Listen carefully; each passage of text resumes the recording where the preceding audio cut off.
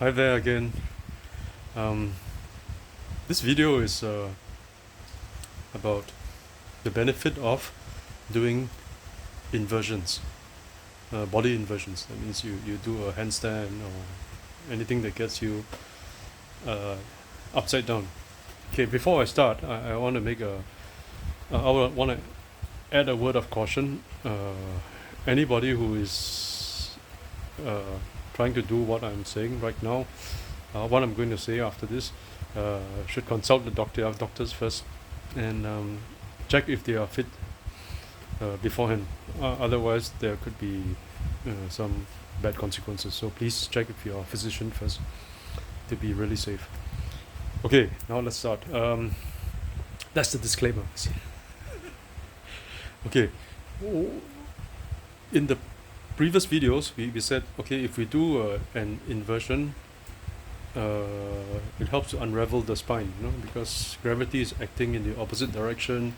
So it just helps, it's just it helps to untangle, all the tension, tightness, and so on. So, and in yoga, they were saying, maybe that promotes the flow of the Udana Vayu, the prana that flows, or the energy that flows up, ascension, upwards.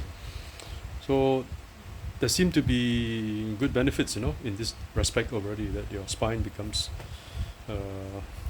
less full of tension, when you do an inversion. But there's one more, which I think is quite not so obvious, it's less obvious. Okay, when we stand for too long, blood accumulates at the bottom of your feet, your feet accumulates blood, it stays there, and then I don't know, maybe they don't really get pumped back up to the top.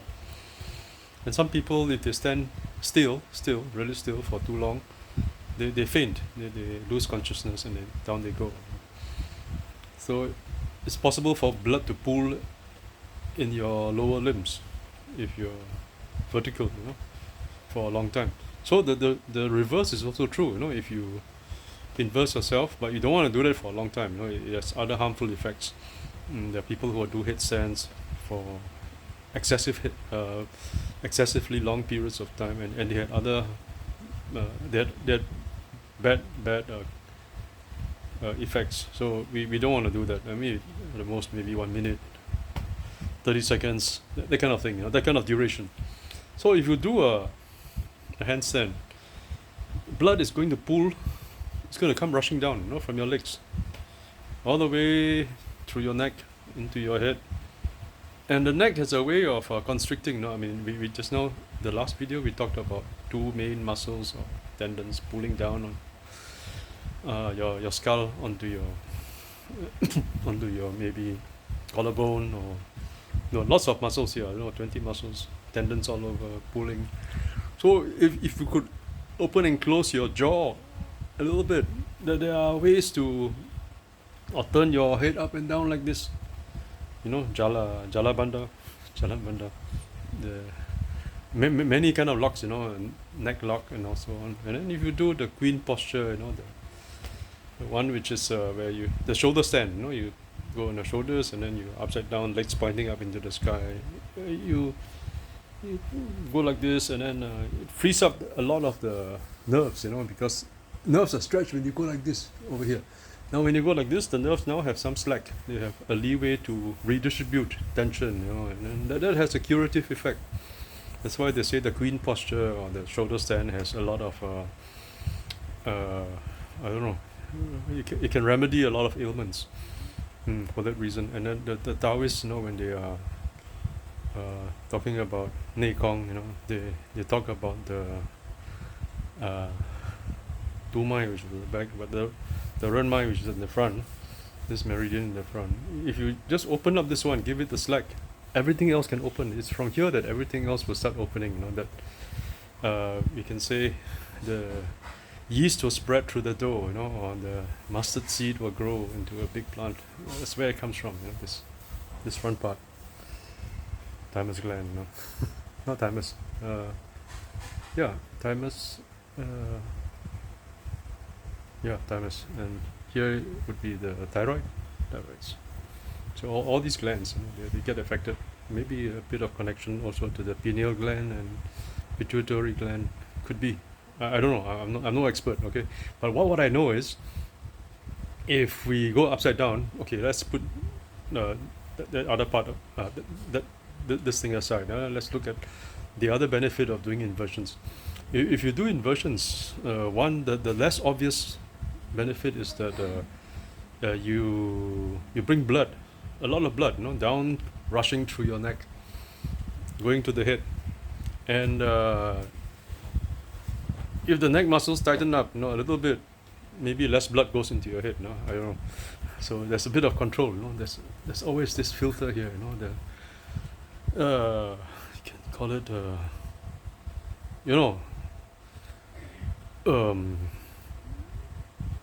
When there's poison going around, someone Nilakanta, oh, so you turn blue, but the poison is not allowed to go further, up. So you're poisoned down there, but then, I don't know, poison from here you drink, then somehow, I don't know how it works, but it squeezes, it constricts, and when it constricts, it can regulate. It allows what is pure to go up or go through, and what is not pure to stay below. So it's like a filter, it's like a it keeps you still in good shape. So bearing that in mind, when you go upside down, we know we are not going to immediately just pass out, or whatever, because there's still some regulation how much blood gets into your brain. You don't want to get an aneurysm because there's too much pressure now, too much blood, and it goes and then you have an aneurysm and you have a stroke. So that's not funny, and we don't want that to happen. But what I can say is, when you were a child, fully flexible, jumping up and down, maybe doing gymnastics, tumble, forward roll, backward roll, somersaults, whatever, upside down inversions, no harmful effects, because you're young, you're supple, you have a lot of flexibility in your arteries, in your veins, whatever. So everything is strong when it's flexible. It only gets weak when it becomes hardened. So what I can say is, if it doesn't kill you and you try it, it's gonna make you stronger. Yeah, it's gonna make you stronger. So if you do inversions 3 times a week, your body, your head, your brain, all those blood vessels, they are used to accommodating more blood. Even the capillaries, they open up. And capillaries, when they open up, is a good thing, you know why? It's like a sponge, it's like a bypass. So if your heart has a blocked up artery or whatever, if you leave it alone after some time, the surrounding blood vessels, they capillarize to a greater extent. They actually become a natural bypass. So a so-called blockage in one blood vessel now is relieved of its burden, and blood still gets to the heart muscles or to wherever the blood should go via the capillaries. There are lots of them, and they have enlarged. So the same thing over here. When you dump a lot of blood regularly, 3 times a week, 5 times a week, through the neck, into your brain, into your head, what happens to the blood vessels? You get good capillarization, so you have a good buffer. And when there's a good buffer, if any one particular blood vessel is about to go and to just give way, it won't, because before it reaches breaking point, there are capillaries that will relieve that pressure. So when you have a lot of capillarization around here, it's very safe for you. It's your insurance against getting a stroke. It's that good. Insurance against something that could give you a major catastrophe in your life. I mean, if you die, it's okay, but you don't die, you go, no fun. So keep doing those headstands, shoulder stands, handstands, whatever. If you're already doing it, keep doing it. It'll keep you in good shape. So that's what I want to share for today, for this video. Thanks very much for listening. And remember, don't do it if you don't seek the advice of a physician first if you want to try this. Okay. Take care. Cheers.